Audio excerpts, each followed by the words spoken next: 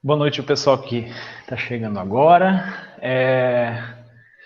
Como vocês sabem, nós vamos começar hoje o estudo desse maravilhoso livro, que é o livro Paulo e Estevão.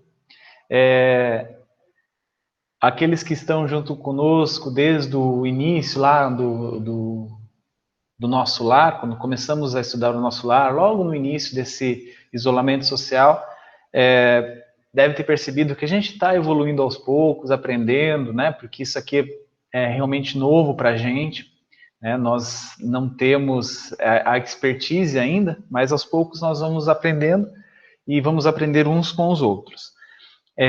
Antes da gente começar propriamente dito o prefácio, né, feito pelo próprio Emmanuel, eu gostaria de conversar um pouquinho com vocês, tá, sobre como mais a gente gostaria que fosse esse estudo do livro Paulo e Estevão. No livro Nosso Lar, a gente trouxe um estudo, eu e a Rita acabamos sendo facilitadores, né, maior parte do tempo, trazendo slides, principalmente o slide para mim serviria mais como um porto seguro, né? Porque eu divago muito fácil e eu tenho medo de me perder. Então eu sempre usava o slide.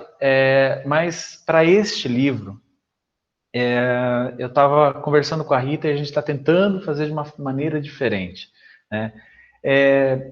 Quem já leu o livro Paulo e Estevão? Completo. Leu todo o livro, assim, leu mesmo, não estudou como a gente vai fazer aqui, mas quem já leu aqui, pode levantar a mão ou abrir o microfone e falar, né? Para quem... Francisco dentro do carro. Para quem gosta, né? Quem gostou do livro, é um livro maravilhoso, eu me emocionei várias vezes quando eu li ele, né, vai entender do que eu estou falando. Ele é um livro que mexe muito com as emoções, né, mexe muito conosco.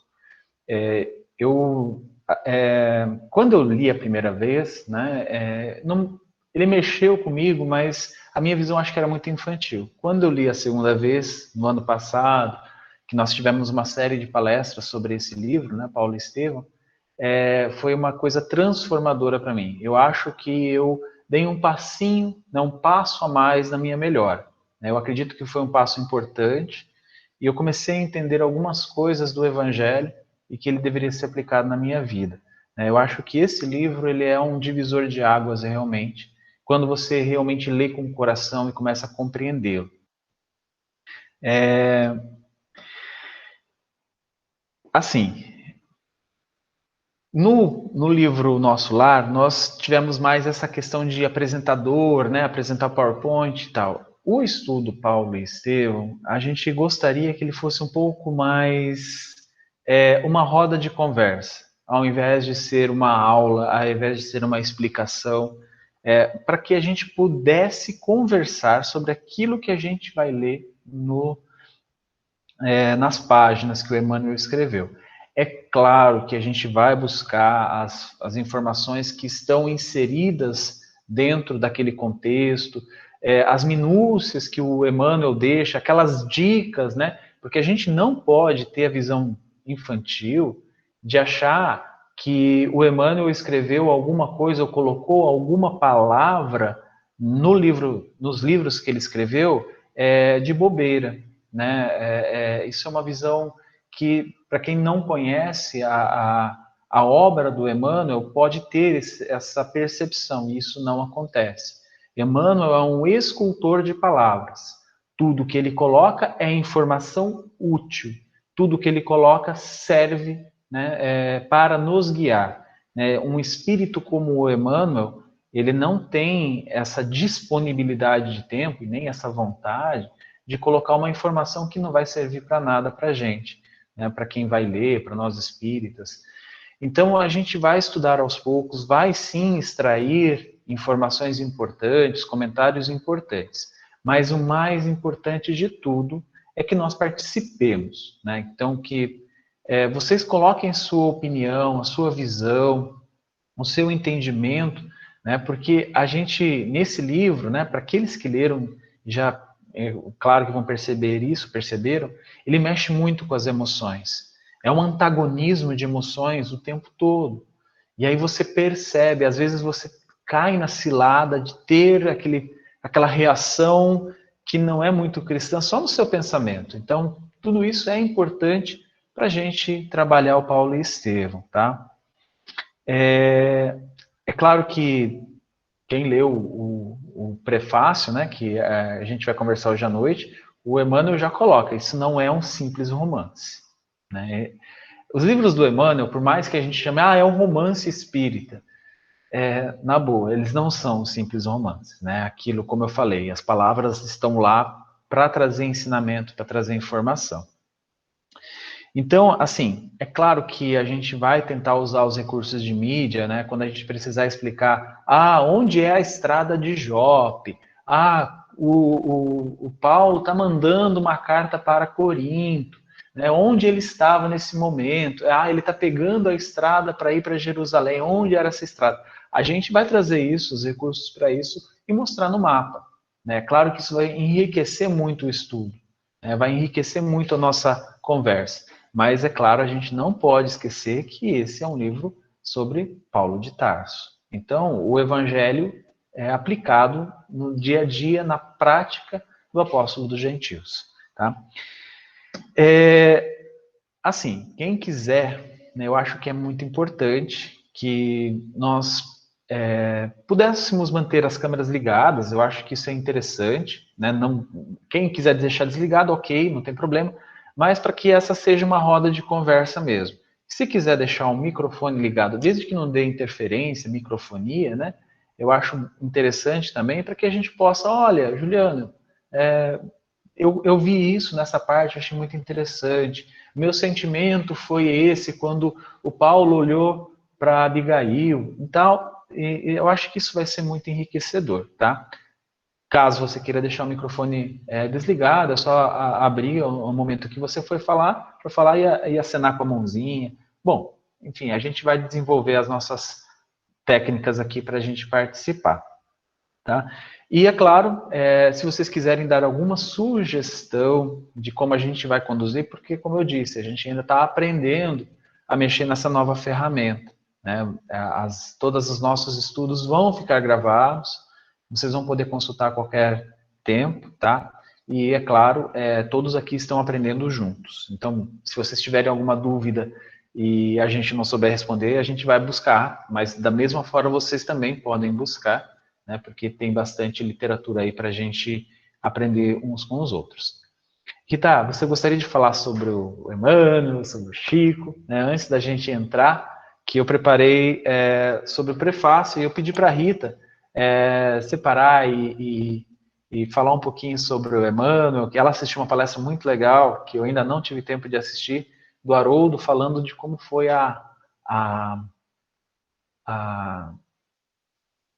o momento, né, que Chico começou a trazer, através da psicografia, o livro Paulo Estevão. Eu só lembro de uma palestra que eu assisti. Palestra não, foi o próprio Chico falando que quando ele estava trazendo o livro Paulo Estevão, ele se emocionava muito, porque ele via o que estava acontecendo. Imagina você conseguir ver as imagens, né, reais que aconteceram enquanto ele estava sendo o instrumento do Emmanuel para trazer essa obra maravilhosa da espiritualidade.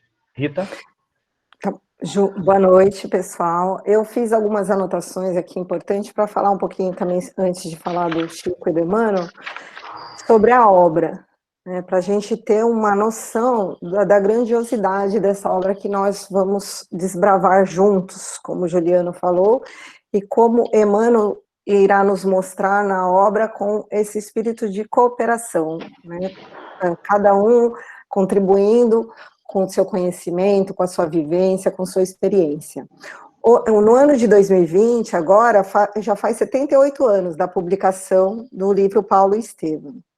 E esse livro, o Espiritismo, o movimento espírita, ele encara ele como um monumento literário de obra mediúnica. Ele é considerado, assim, se a gente for pensar qual que é a missão do Espiritismo, né? Que era restaurar o cristianismo puro, o cristianismo primitivo, que é o que a história conta, que Emmanuel nos traz.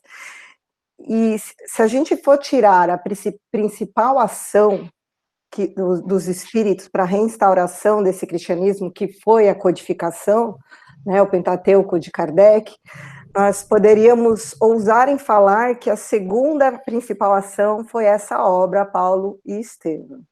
Por quê? Porque nessa obra, além de retratar toda a história do cristianismo, ele retrata também, ele traz para a gente todas as lutas, todas as batalhas de personagens muito importantes. Pedro, João Evangelista, Estevão, do Tiago, do próprio Paulo, de Barnabé, de Ananias. E, assim, ele mostra as lutas que todos eles passaram, as batalhas internas que eles tiveram, os desafios que eram para eles naquela época ser cristão, e além dos desafios, né, com as autoridades, os desafios interiores, que é isso que a gente tem hoje. A dona Ivone Pereira, que todos nós conhecemos, né, que é uma excelente médium, ela fala que pelo que ela já recebeu dos espíritos, que uma obra como Paulo e Estevão vem para a Terra a cada 1000 anos. Então, a gente imagina o preparo espiritual, né, o preparo da espiritualidade, todo o trabalho em conjunto que teve de Emmanuel, e que Emmanuel nunca trabalhou sozinho, Emmanuel sempre trabalhava com vários espíritos cooperadores, para poder trazer essa obra, né, para a gente. Uma coisa que eu acho importante a gente falar também, é que Emmanuel, ele, não sei se vocês sabem, durante 2 anos, ele tirou licença da mentoria do Chico para poder ajudar Estevão, que é um dos personagens do livro. O Estevão veio até Pedro Leopoldo pedir para que Emmanuel tirasse essa licença, porque o Estevão precisava saldar algumas dívidas com algumas pessoas que estavam ligadas à Terra, e ele precisava dessa ajuda de Emmanuel. Então, a gente começa a perceber o quanto a vida dessas pessoas, inclusive do próprio Emmanuel, estavam interligadas, né? E aí a gente vê como as nossas vidas estão interligadas também, né? Estamos aqui já há alguns meses estudando, vai saber, né? O que a gente já não andou fazendo junto por aí.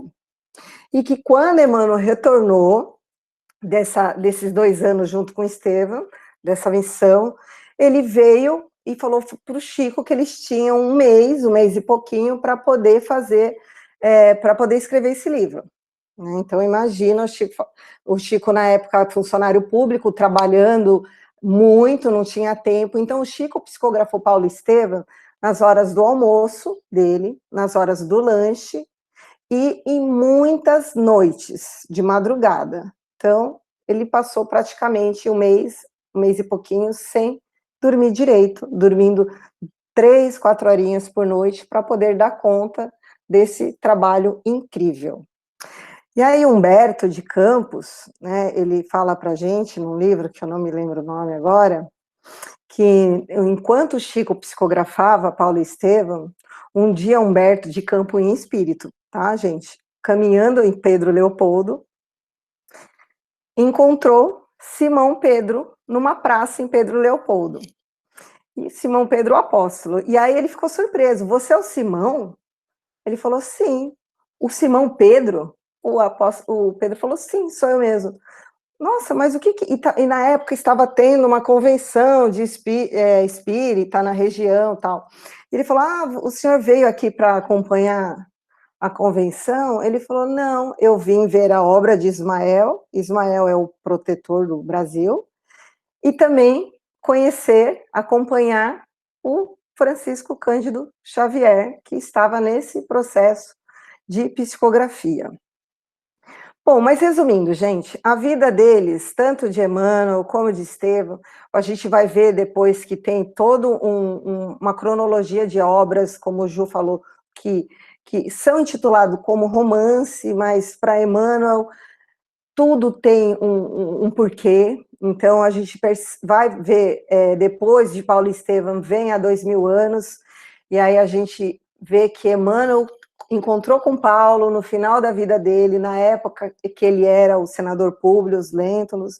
Então, a gente percebe que a vida desses personagens todos, tanto do próprio médium, o tempo todo andavam entrelaçadas. Enfim, o que eu queria falar para vocês, antes de entrar aqui e falar um pouquinho de Emmanuel do Chico, é que nós precisamos lembrar, que eu acredito que o Ju vai falar aqui, que a gente precisa aprender esse espírito de cooperação, porque a gente vai perceber que sem Estevão não tinha Paulo, então a gente vai ver que na nossa vida, algumas pessoas são muito importantes para nós, que vão semearam coisas boas, ou até coisas que em algum momento a gente achou que era ruim, mas lá na frente a gente vai perceber que foram coisas incríveis e para o nosso crescimento. E o Ju tinha me pedido hoje, vou colocar aqui uma apresentação rapidinho, falou, Rita, você faz uma apresentação sobre Paulo Estevão, quem foi o Chico e tal? Ah, tá bom, Ju. Então, vocês estão vendo aí? Aí eu coloquei aqui Paulo Estevão, tá o título do livro, coloquei aqui, essa pintura aqui é uma pictografia, é pictografia, né, que fala, né, pictografia, e não foi o médium, ele não estava, o médium não viu Emmanuel, foi o protetor do médium, que não foi o Chico, mas era um médium que era amigo do Chico, que era o mentor desse médium, amigo pessoal de Emmanuel, e aí ele descreveu para ele o Emmanuel, ajudou através da pictografia, e aí esse médium mostrou para o Chico, e o Chico falou, gente, é o Emmanuel, então, só para vocês terem uma noção. Aí eu coloquei aqui rapidinho, para a gente ver que eles separam como coleção da vida de Emmanuel, então, só a ordem que não está cronológica, mas a primeira é Paulo Estevão, depois é a 2000 anos, 50 anos depois. Por que vida de Emmanuel? Porque tudo aqui são histórias das reencarnações e do cristianismo. Renúncia e Ave Cristo. O Emmanuel, junto com o Chico, eles fizeram mais de 35 livros, e o Chico, ele psicografou mais de 451 obras. Fora as 10 mil cartas, né, para as famílias, que ele trouxe através da psicografia. E eu coloquei mais algumas coisinhas aqui das obras de Emmanuel, mas tem muita coisa, que é a coleção da mensagem e meditações que a gente conhece, que é Alma e Luz, Trilha de Luz, a coleção que é o Evangelho por Emmanuel, que vale muito a pena adquirir, que é bem bacana, e a coleção Fonte Viva, que todo mundo, acredito que a maioria tenha um livrinho aí, que é Caminho, Verdade e Vida, Pão Nosso, entre outros. E nós queríamos falar sobre essas duas figuras, que é o médium Francisco Cândido Xavier, e sobre o Emmanuel. Então, nós recebemos uma mensagem hoje psicografada, do nosso querido Francisco Cândido Xavier, então eu vou ler para vocês, porque é assim que ele quer que nós falemos dessas duas figuras. Quem foi Chico Xavier e quem foi Emmanuel?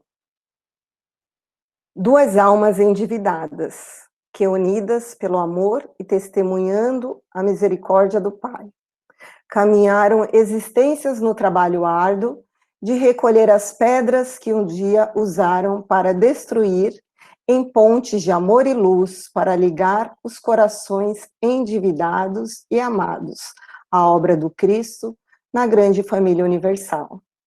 Olhemos para essa obra como um cisco de luz que a espiritualidade bendita, em trabalho conjunto de amor à causa, nos trouxe. Não podemos colher os louros de uma obra que não é nossa. A obra é do Cristo, meus irmãos. Nós somos somente as ovelhas que procuram, através do trabalho e do serviço, depurar as nossas imperfeições e auxiliar os nossos irmãos que procuram, através do Evangelho de Jesus, o caminho do amor e da caridade.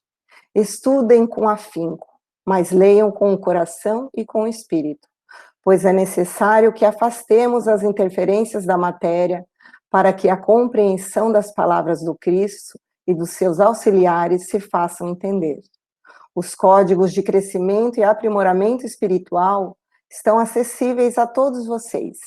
É necessário que tenhamos olhos de ver e que saibamos ler as entrelinhas dos livros sagrados. Agora que eu vi que eu não coloquei para apresentar o slide, né, gente? Peraí. Deve estar minúsculo aí para vocês, desculpem. Vocês podiam ter me falado, né? Vamos lá.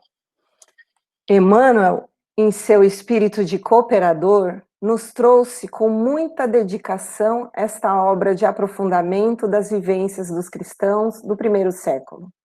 Porém, as experiências trazidas aqui nos servem como fontes de pesquisas e de instrumentos avaliatórios da conduta cristã diante da vida e dos acontecimentos. Usemos o estudo para isso, para nos auxiliarmos na caminhada árdua, porém necessária para o aprimoramento, lembrando que todos os personagens ali presentes testemunharam o verdadeiro propósito do cristianismo na Terra, que é a vitória sobre nós mesmos, a renúncia do nosso egoísmo e da nossa arrogância, para alcançarmos a verdadeira redenção diante do Mestre Jesus, que é a ascensão do nosso espírito na obediência e vivendo na concordância às leis divinas. Vibremos e saudemos ao Cristo pela oportunidade de lutas, batalhas, aprendizados, recomeços e conquistas que todos nós temos. Aproveitem mais essa chance que os céus estão concedendo a todos vocês e que Jesus nos ampare nesse estudo. Amém. Então aqui a gente percebe a grandeza dessa obra e a nossa responsabilidade diante a esse estudo, né? Então, como o Chico já nos traz aqui, e lembrando um pouquinho do que foi as minhas duas experiências com essa obra, a gente nunca sai do mesmo jeito que a gente entrou. A gente lê essa obra e ela tem um magnetismo de recomeço tão grande que a gente se sente fortalecido. Que é esse espírito que o Chico fala, a gente se sente próximo do Cristo e com uma força para crescer que é impressionante. Então, eu tenho certeza que todos nós cresceremos juntos. É isso, meus queridos.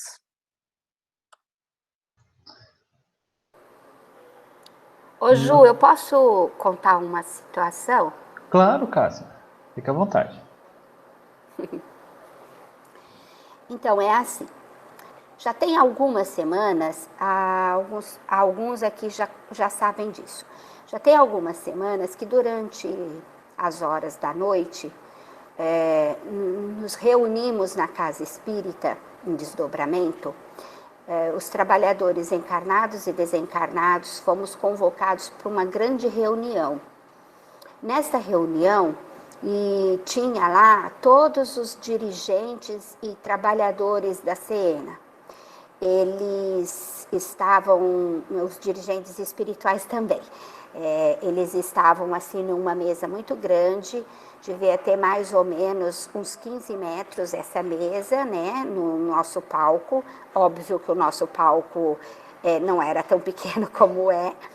E entre esses que ali estava também André Luiz, junto com todos os outros dirigentes espirituais da nossa casa. E a reunião era para organizar o futuro da Siena. Então, assim, entre muitas coisas que foram discutidas, se falou muito a respeito do estudo. Porque a nossa casa é uma casa de estudos espírita, né? Então, nós primamos pelo estudo, pelo conhecimento, porque só isso pode nos dar base para a autotransformação. E todos esses grupos de estudo que a nossa casa tem, ajudam demais nesse trabalho aí, né, individual de cada um de nós. E o quão sério é esse trabalho de estudo. Então, que a gente possa de verdade aproveitar todas essas oportunidades.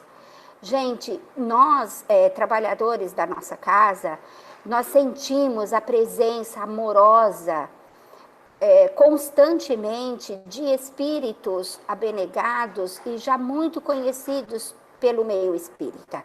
Porém, a gente não fica divulgando nada disso para não acharem que há uma soberba nos nossos trabalhadores, né?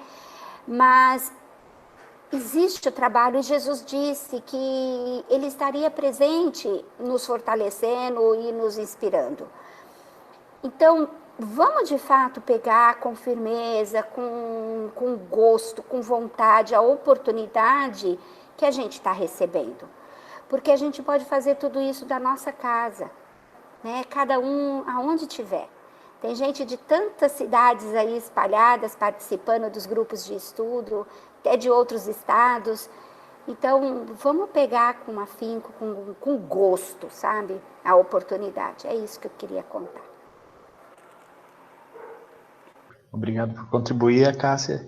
E uma coisa que eu esqueci de estar anotado aqui na minha folhinha, né, no meu caderno, no início, como vocês podem imaginar, nós temos bastante citações, né, na Bíblia comum, né, no Atos dos Apóstolos, nas cartas que Paulo deixou, né, aos Efésios, aos Coríntios, e a gente vai fazer bastante referência a isso. E é claro que seria muito interessante se vocês, quando virem algo desse tipo, fossem consultar também. A gente vai tentar trazer, mas a gente não é assim, a gente sabe tudo. Eu era católico, mas era aquele católico, né?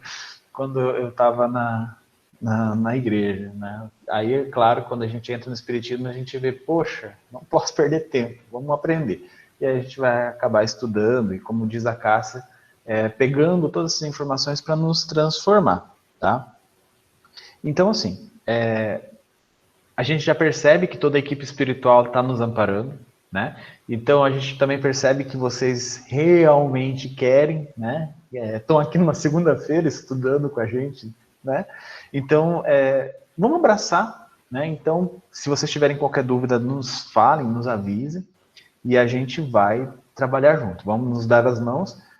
Para quem já leu o livro, claro que vai entender, a gente vai aos poucos, né? Porque o livro traz muita informação e nós não temos pressa. Somos eternos, esse corpo vai desencarnar, mas mesmo que a gente desencarne enquanto o estudo está acontecendo, a gente continua participando, tá? Estão prometido? Né? Mesmo que eu desencarnar, eu vou estar aqui presente com vocês. Nem que seja através de um médium por aí, mas vou estar.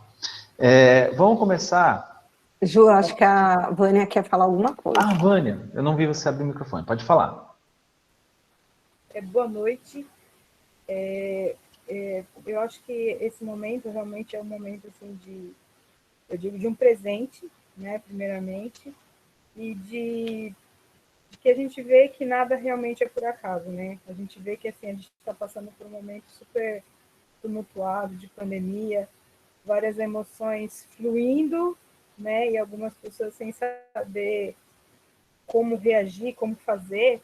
E assim, logo no início desse livro, o que me chamou a atenção foi assim um dos parágrafos que o nosso melhor e mais sincero desejo é recordar as lutas soberbas e os ásperos testemunhos de um coração extraordinário, que se levantou das lutas humanas para seguir os passos do mestre no esforço incessante.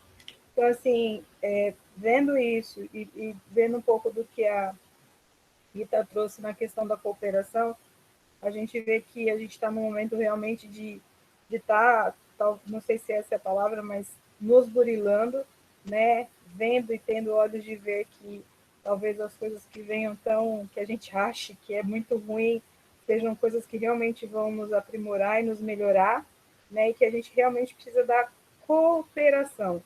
Porque, assim, eu tô no terceiro capítulo, mas eu já me emocionei bastante no primeiro e eu vejo que, assim, dentro do que se fala de cooperação, serve muito mais para a gente do que para o outro, né? Porque até o fato de, às vezes, você pedir ajuda também é uma forma de você estar cooperando consigo e talvez com o outro que talvez não saiba que você esteja e que né, a gente vai agregando conhecimentos e dando as mãos, né?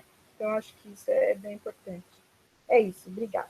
Imagina. Vai preparando a caixinha de lenços, né? Quando você ficar com o livro na mão, porque eu chorei é, rios de lágrimas, né? Eu lembro que a segunda vez que eu li, eu fui visitar minha mãe no ônibus, eram 14 horas de viagem. Eu estava lendo, as pessoas ficavam me olhando porque eu chorava de... Mas é Paulo Estevão, né? Então, logo no início, o Emmanuel, ele fala assim, ó, por que mais um livro sobre Paulo de Tarso? Né? Ele fala assim, ó, homenagem ao grande trabalhador do Evangelho ou informações mais detalhadas da sua vida? Quanto à primeira, né, ele já começa a esclarecer. Quanto à primeira hipótese, somos dos primeiros a reconhecer que o convertido de Damasco não necessita de nossas mesquinhas homenagens. Né? Imagina se o Paulo vai realmente precisar, né, das nossas homenagens. Ele já passou disso, ele, né, já não está mais nessa faixa. Quanto à segunda, que é a questão, né, do informações mais detalhadas de sua vida, ele responderemos afirmativamente. Então, ele vai trazer informações mais detalhadas, sim. Tanto que ontem à noite eu estava lendo e até comentei com a Rita, eu fui ver sobre Estevão na Bíblia, nos Atos, os comentários da igreja, né, da Igreja Católica, que talvez foi a primeira igreja cristã mesmo, né, como instituição, e são muito poucos os relatos, e realmente eu nunca lembrei, né, não lembrei da minha época de católico, onde eu fui catequista também, que falava sobre São Estevão. Eu já tinha ouvido falar, mas nunca tinha ouvido a história. E realmente o Emmanuel trouxe muito mais informações, né? É uma overdose de tantas informações. Ju, exatamente, porque se a gente lendo as epístolas de Paulo, a gente tem uma menção de Estevão muito, né, breve em Atos dos Apóstolos, e não dá para a gente ter uma noção da grandiosidade que foi esse espírito, né, e a gente só consegue perceber isso nessa obra que Emmanuel nos trouxe. Exato, e ele fala assim, ó, responderemos afirmativamente para atingir os fins a que nos propomos. Então, como eu disse, Emmanuel tinha um propósito com Paulo Estevão. Não foi simplesmente um romance, não foi simplesmente um romance para nos entreter, para nos fazer chorar no ônibus, nada desse tipo. Ele tem um propósito. Transferimos ao papel humano com os nossos recursos possíveis. Então ele trouxe no papel, né, alguma coisa das tradições do plano espiritual acerca dos trabalhos contidos ao grande amigo dos gentios. Vou colocar só uma coisa aqui que eu achei muito importante. Quando ele fala assim, ó, alguma coisa das tradições do plano espiritual, eu lembrei imediatamente do livro Boa Nova, do Humberto de Campos. Humberto de Campos fala exatamente a mesma coisa. Ele fala, olha, o que eu vou trazer para vocês são tradições dos planos espirituais. Aquilo lá é vida, né? O que a gente encontra no livro Boa Nova, né? Algumas pessoas falam assim, mas talvez seja só um conto, só contos bonitos que Humberto trouxe para contar às pessoas sobre a passagem emocionante. Não. Aquilo são informações que o Humberto de Campos, como jornalista e escritor, entrevistou esses espíritos, entrevistou aquelas pessoas, conversou com aquelas pleiades de espíritos que trouxeram essas informações. E a mesma coisa o Emmanuel fez. Como a Rita falou, ele tirou um período da mentoria do Chico.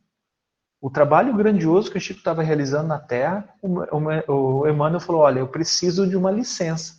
Tanto que o espírito que assumiu a mentoria nesse período foi um espírito chamado Vicente. Ele que assumiu a mentoria do Chico, né? Porque a gente tem que entender o seguinte, todos os livros e mensagens que o Chico trazia passavam por Emmanuel. Né? Então, assim, você tinha o crivo do Emmanuel. Né? O Emmanuel era como se fosse o editor. Né? Você tem que levar, quando você escreve um livro, você tem que levar para o editor dar uma olhada se ele vai aprovar ou não, se ele vai imprimir, editar ou não. Né? Então, Emmanuel era isso. Já pensou, André Luiz tinha que chegar lá com os papelzinhos, ó, Emmanuel, dá uma olhada aqui, o que você acha? Para que ele fosse aprovado, para o Chico poder psicografar. Né? O filme do Nosso Lar, ele conta um pouquinho disso. Então, esse período, o Emmanuel ficou adquirindo informações, conversando, e o Haroldo Dutra Dias, ele fala que o Emmanuel, né, tem como mentor Paulo de Tarso. Né? Então, aquele que auxilia Emmanuel, né, claro que Emmanuel foi o mentor do Chico, mas Emmanuel também estava aprendendo. Ele não era um espírito perfeito, né? Ainda não é, tanto que ele reencarnou. Né? Ele está aqui na Terra, como o Chico falou, antes de seu desencarne. Então, o espírito que guiava, né, que auxiliava o Emmanuel, é Paulo de Tarso. Então, por isso da riqueza de detalhes que a gente vai encontrar nessa obra.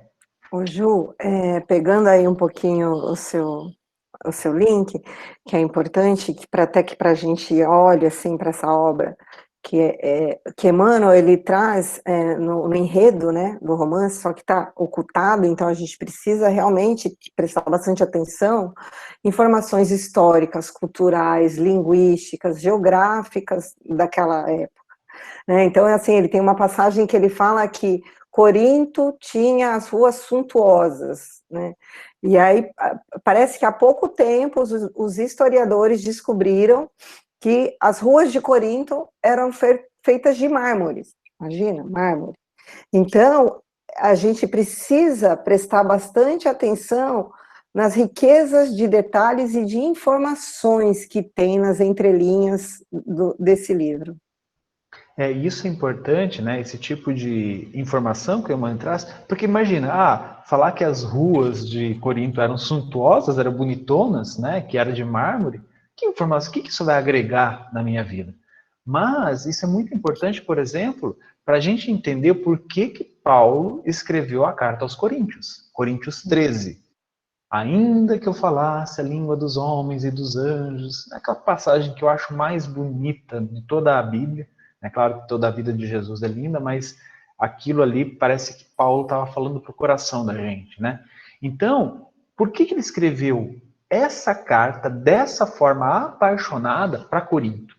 Por quê? Porque aquelas pessoas que viviam na igreja de Corinto, eles já tinham beleza, né? A vida é bela, as cidades belas, né? E também, claro, Corinto era uma capital da prostituição, né? Eles davam muito valor à beleza física, então muito valor ao exterior e nada do interior. Quando ele escreve a carta, né? Ainda que eu falasse a língua dos anjos e dos homens. Então, assim, por mais sublime que isso fosse, ainda é exterior. Sem o interior, sem o amor, não seria nada. Então, isso é muito interessante. É claro que a gente vai tentar pegar esses detalhes, gente. Ainda que é espírito lá embaixo, tá? Então a gente vai tentar junto. Né? Não é um espírito igual, sei lá, Haroldo, Décio, Andrei, essa galera do espiritismo atual aí que tá lá em cima, né? A gente vai aos poucos aprendendo uns com os outros, um ajudando os outros. E aí o Emmanuel continua, ele fala assim, ó, esclarecemos ainda que não é nosso propósito levantar apenas uma biografia romanceada. Aquilo que eu falei, não é um simples romance. A gente vai encontrar muita coisa aqui.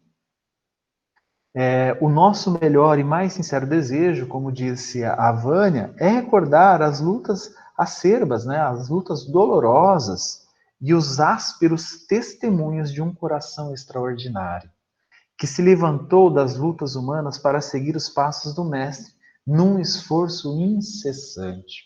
Né? Por que eu perguntei para vocês se vocês tinham lido essa obra? Né? A gente, eu ficava lendo, né, a Paulo Estevam, assim, eu ficava assim, Mas por que que eles estão sofrendo tanto? Né? Por que todo lugar que eles iam acontecia isso? Eu não vou dar spoiler ainda, tá? Porque todo lugar que eles apareciam acontecia isso. Por que com fulaninho de tal não acontece?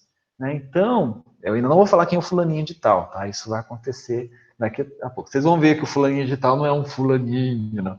É alguém bem, né? E aí ele fala assim, ó, em toda parte há tendências à ociosidade. Aqui Emmanuel estava marcando a gente, né? Porque ele fala dos cristãos, das igrejas, de todos os movimentos religiosos. Em toda parte há tendências à ociosidade do espírito e à manifestação de menor esforço. Isso aqui sei lá, eu acho que caracteriza muitos de nós espíritas. Nós temos essas tendências, e se a gente não lutar com essas tendências, como disse o Kardec, né, quando ele fala lá do homem de bem, Kardec não, os espíritos, né, que trouxeram a mensagem, onde Kardec coloca, né, sobre o homem de bem, aquele que luta, né, para deixar as suas más tendências, para que transformar essas más tendências, e uma dessas más tendências é a nossa ociosidade. Então isso é muito importante, e é por isso que Emmanuel grafou aqui no livro. Para uns, pode falar, Rita. No Evangelho segundo o Espiritismo, né, no capítulo 3, Há Muitas Moradas na Casa do Meu Pai, o Espírito de São Luís traz uma carta no final explicando por que a Terra, o que é um planeta de expiação e provas, que é o que a Terra, né, vive no momento.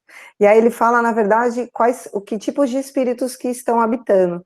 E aí ele fala que são os espíritos que estão em expiação, que são aqueles que eram muito inteligentes, que foram expulsos, né, de outros mundos que estavam em processos regeneradores, e a maioria são espíritos ociosos ou preguiçosos, né, que estão na passividade e que vão com esse espírito de cooperação entre os que estão em expiação, que são mais inteligentes, vão auxiliar os preguiçosos com o progresso moral, entre tal. Então a gente percebe, né, que tudo que Deus ele monta, né, um projeto onde cada um de alguma forma coopera com um outro.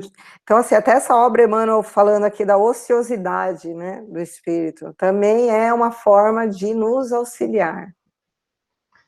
E quando ele fala também assim, ó, para uns, né, Paulo, ele foi um santo por predestinação, a quem Jesus apareceu em uma operação mecânica de graça. Para outros, foi um espírito arbitrário, absorvente e ríspido, inclinado a combater os companheiros com vaidade quase cruel. Aqui, eu confesso que a primeira vez que eu li, eu caí nessa segunda aqui, eu acho que eu não tinha lido direito o prefácio, né, o breve notícia. Então eu devia ter levado isso em consideração. É claro que na segunda eu já levei, mas vocês vão perceber isso no decorrer do livro, a gente vai comentando.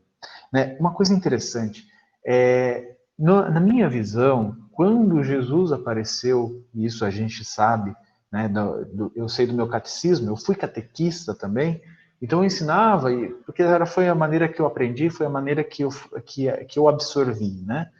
Quando Jesus apareceu para Saulo, para mim aquilo foi instantâneo, mágico, assim, ele se tornou um santo. Né? E aí por isso que ele fala, né, uma operação mecânica de graça. Apareceu, virou santo, se transformou Paulo de Tarso. Mas a gente percebe que no livro isso não é verdade. Né? Esse pensamento que eu tive é um pensamento infantil. Né? E ele também, é claro que ele coloca o Saulo, ele não é esse espírito ríspido, áspero, ele é intenso. Né?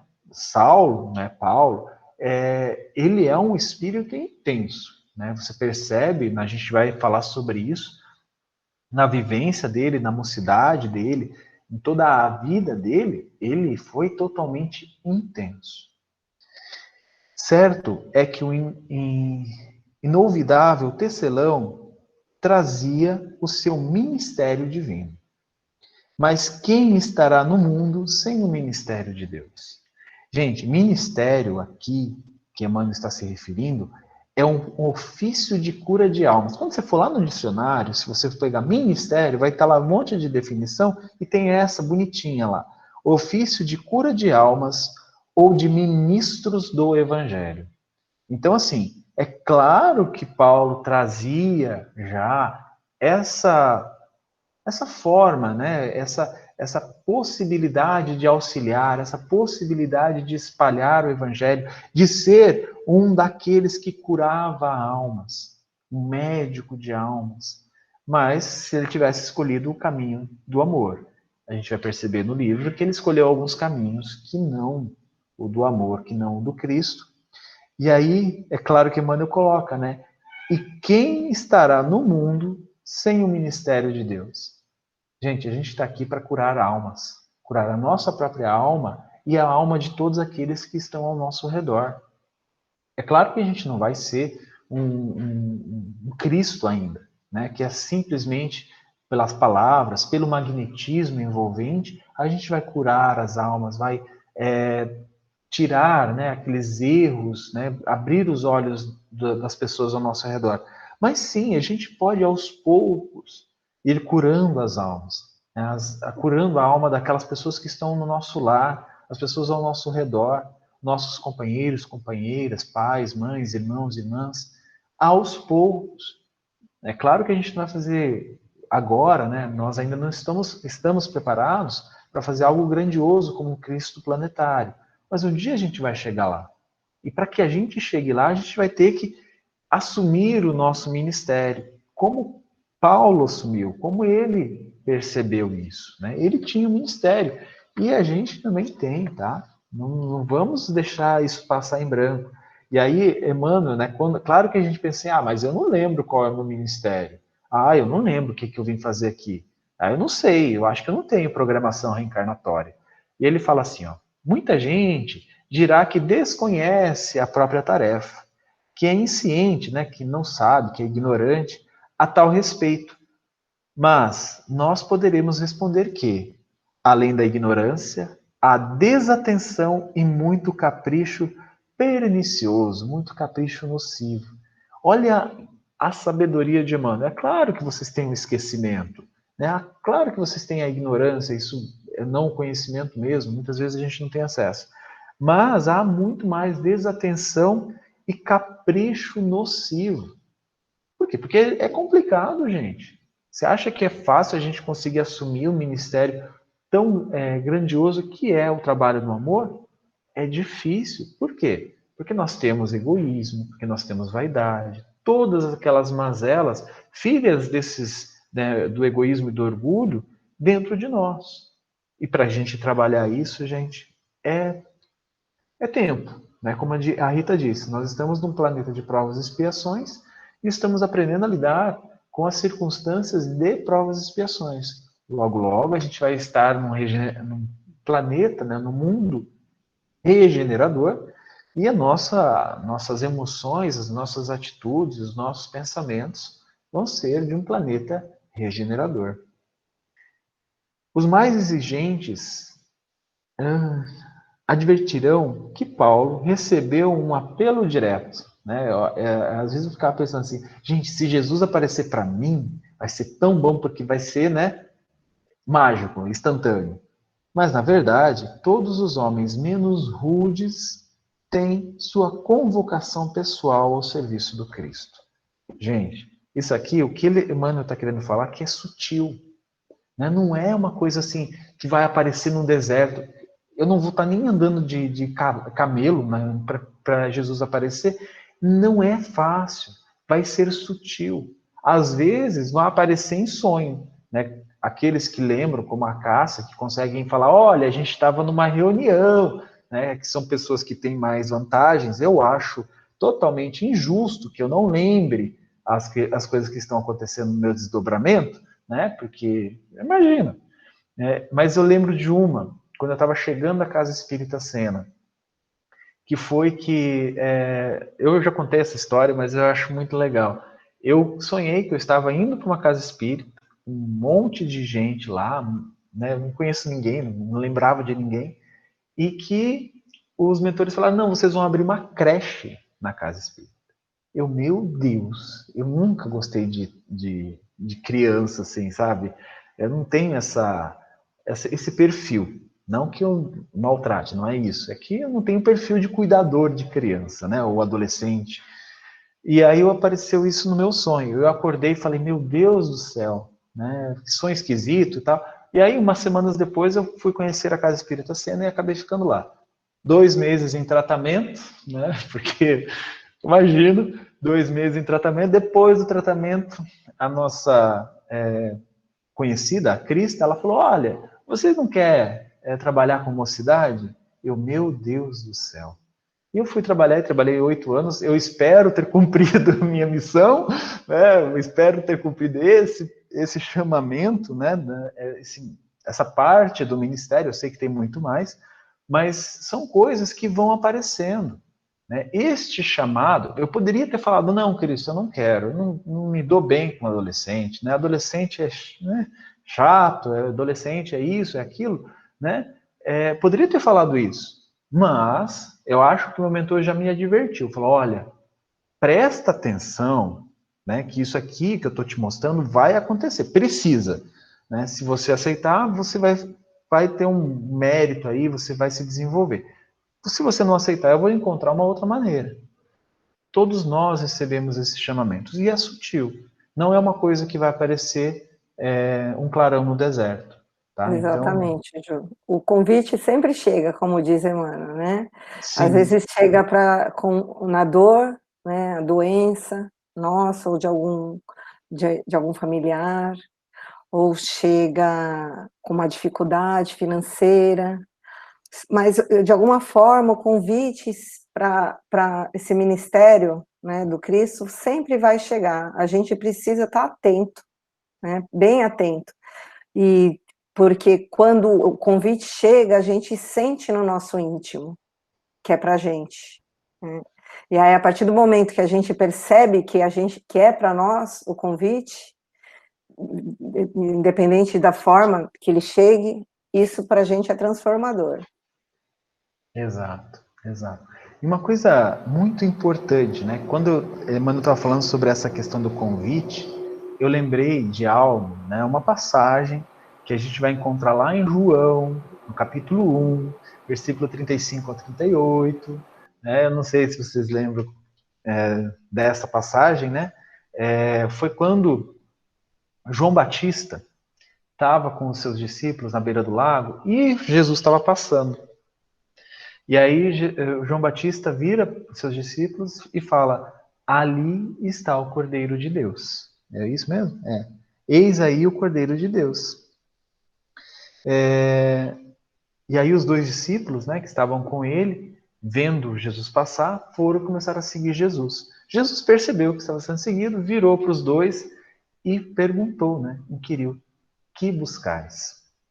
Né? E quando eu lembro dessas coisas, ou acontece alguma coisa no meu sonho, ou um mentor fala comigo numa câmara, ou aparece um livro inesperadamente em cima da minha mesa, que eu não sei como eles vão parar lá, né? Ou simplesmente, nossa, eu acho que tem esse livro na minha biblioteca, acabo pegando.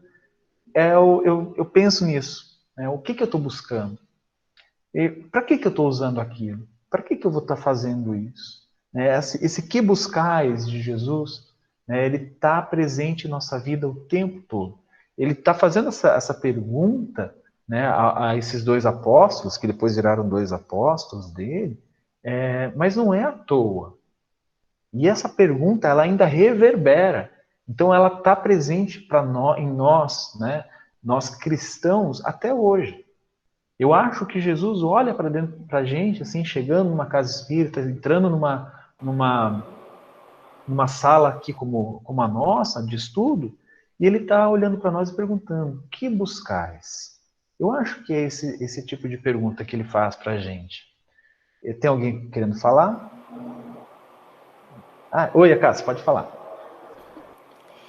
Não, eu queria falar, sabe, que em várias palestras minhas, quando o tema cabe, eu gosto de fazer essa pergunta para o público. não esperando que me respondam na hora, mas que levem para casa essa pergunta. O que você quer para você? O que você busca nessa sua existência? Porque quando no livro fala de que todos nós temos um ministério para cumprir perante Deus, ninguém nasce simplesmente nessa, né? Ninguém vem numa encarnação simplesmente para passear pela encarnação. Todos nós temos algo a aprender, algo a construir. Então, muitas vezes, a pessoa, a grandíssima maioria da humanidade, ela vem com ministérios muito pessoais, que não vai incluir aí a humanidade, uma comunidade, um país, né? Que não vão ser coisas assim grandiosas, que vão ser do conhecimento do público, mas sim para nosso crescimento espiritual. E muitas vezes cuidar de um pai e uma mãe na velhice, né? De um filho que nasce com problemas, né? É um testemunho de um amor totalmente assim desprovido de interesses pessoais quando se adota crianças, né? Como seus filhos. Enfim, tem tanta coisa, tanta coisa. É um companheiro ou companheira que fica doente e se precisa ficar anos, às vezes, cuidando desse companheiro ou dessa companheira. É uma tarefa, numa casa espírita, uma tarefa que é insignificante aos olhos de muitos, mas que faz um bem enorme para a nossa alma, né? Então, assim, o ministério, ele existe. De fato, porque todos nós temos algo a construir na nossa existência. E quando fala assim, que para a gente prestar atenção, a gente tem que prestar atenção. Aquelas maiores dificuldades que nós temos na nossa vida, ali tem algo a ser construído. Então, se a gente observar a nossa existência, as nossas dificuldades, a gente vai encontrar o que a gente precisa trabalhar no nosso ministério perante Deus. Né? Então, essa pergunta aí, que buscais, eu gosto muito de perguntar para o pessoal. O que a gente quer nessa nossa existência? O que a gente procura para nós com essa existência? É fantástico, eu acho que a gente tem que todos os dias nos questionar isso aí. Desculpa. Outra coisa que a gente... Não, cai para isso mesmo, esse é o intuito. O que a gente precisa refletir também, que o Emmanuel fala no texto, será que nós não estamos resistindo ao chamado do nosso ministério? Protelando? Eu digo por experiência própria, eu protelei bastante, e ainda tenho protelado algumas coisas, porque eu tenho dificuldade de renunciar, estou com dificuldade de renunciar às prioridades da carne, vamos dizer assim. Né? O ano passado eu tive uma experiência, eu sei que está em cima da hora, mas vou falar rapidinho. A gente tem a palavra do mentor, eu trabalho de médium também, e aí eu saí da sala e eu falei, não preciso, não. Aí o pessoal, não, vai, porque eu já sabia o que vinha, né? O que vinha. O pessoal, vai lá falar com o espírito e tal. Tá bom, aí eu fui. E na hora que eu entrei, eu escutei o que eu sabia, o que eu precisava escutar, que é justamente da minha resistência ao meu ministério. Até que eu não tinha mais opção de resistir.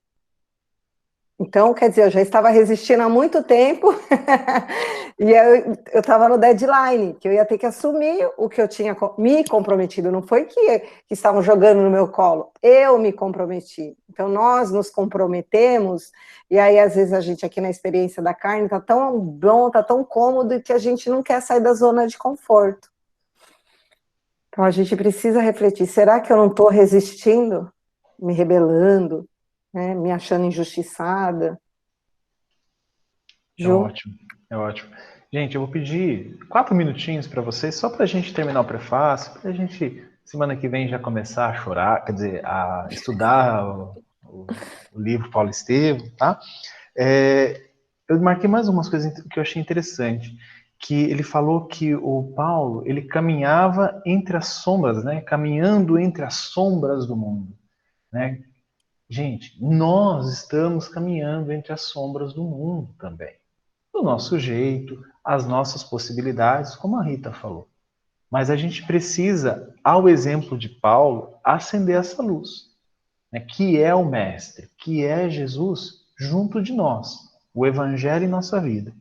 E ele fala assim, ó, que o Paulo, né, foi mais que ele foi sim um predestinado. Então ele tinha, como a Rita falou, ele tinha esse ministério para vir aqui, mas muito mais, ele foi um realizador que trabalhou diariamente para a luz. Então assim, todos nós temos o nosso ministério, como o Emmanuel falou, ele também tinha um dele, mas o que ele fez de diferente foi um realizador. Quando Jesus apareceu para ele, vocês vão ver, segunda parte do livro, a transformação de um Saulo de Tarso. E uma coisa que eu achei muito legal, né, que ele fala, o apóstolo não poderia chegar a essa possibilidade, né, que foi reconhecida, né, essa coisa, em ação isolada no mundo.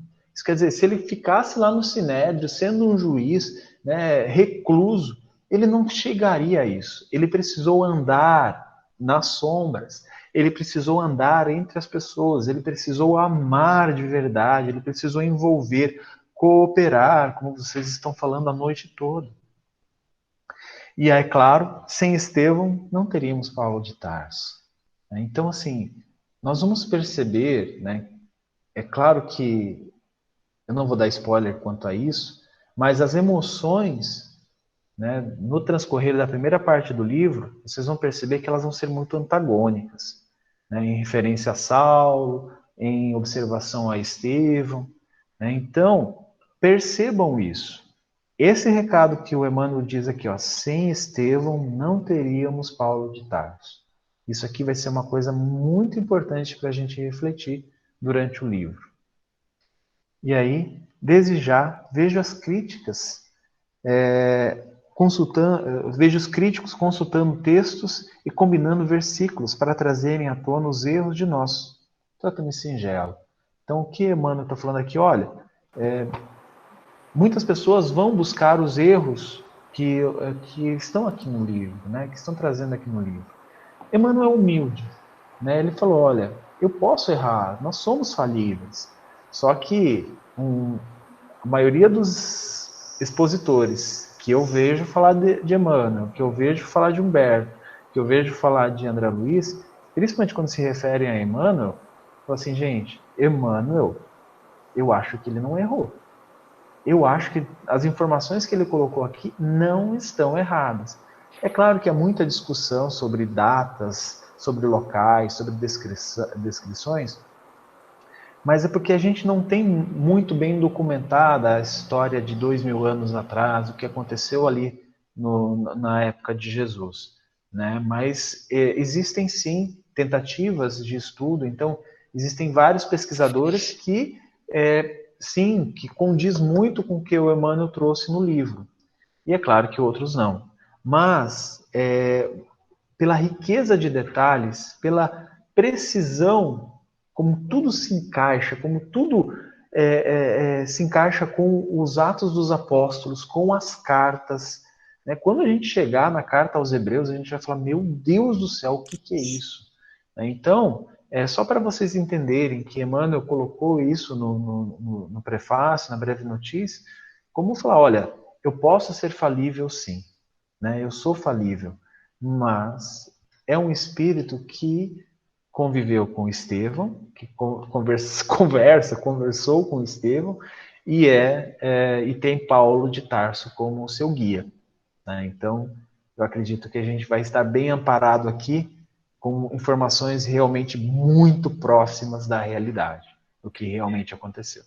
Ô Ju, eu acho que legal nesse parágrafo que ele fala também que para os bem intencionados, que somos nós, eu acredito, afinal estamos aqui estudando, agradecemos sinceramente por conhecer a nossa expressão, como você falou, de criatura falível, declarando que este livro modesto foi grafado por um espírito para os que vivam em espírito. Então, agora eu lembrei da psicografia do Chico, que ele falou que era para a gente se afastar do materialismo e ler em espírito e de coração. Então é isso. É verdade. Chico falou isso, nos orientou para esse detalhe, para que a gente, né, estude com um espírito.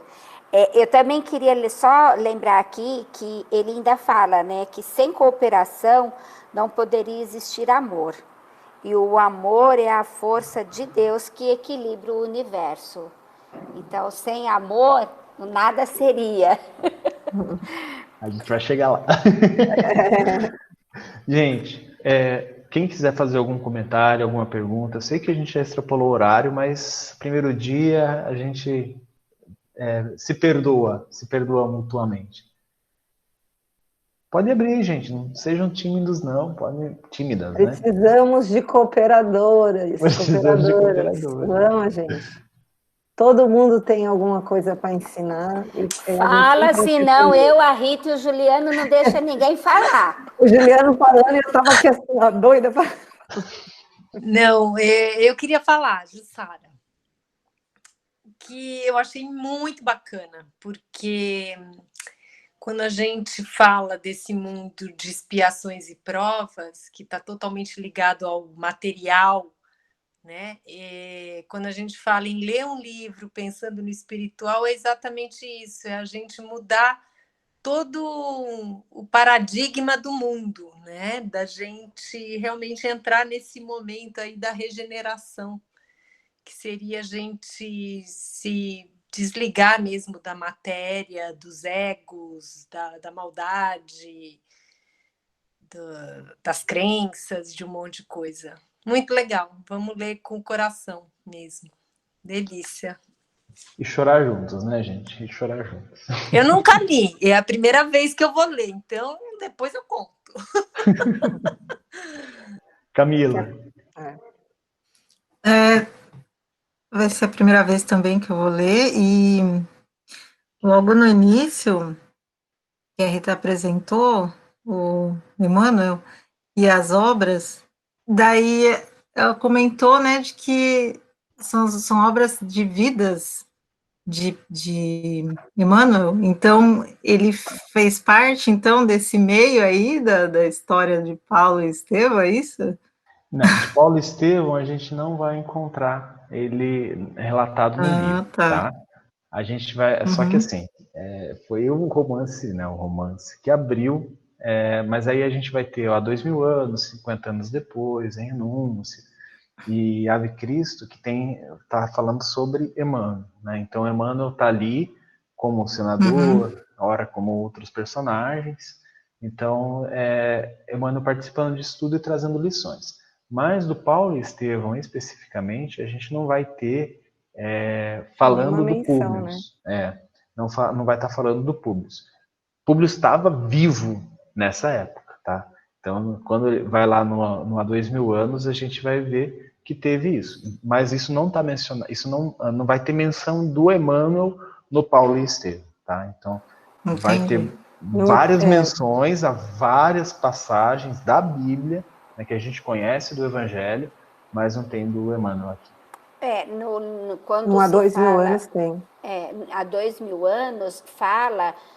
tem assim um breve comentário lá no livro Há 2000 anos das cartas de Paulo. Então eles já estudavam as cartas de Paulo. Então há pouco tempo Paulo tinha desencarnado, né? Ou ali pegou um pouco da época que Paulo estava encarnado e logo após o desencarne, porque os cristãos da época de Públio já estudavam as cartas de Paulo. Então, no livro Há 2000 anos, quando Públio, depois de ter perdido Lívia, estou dando spoiler já, vocês que lutem,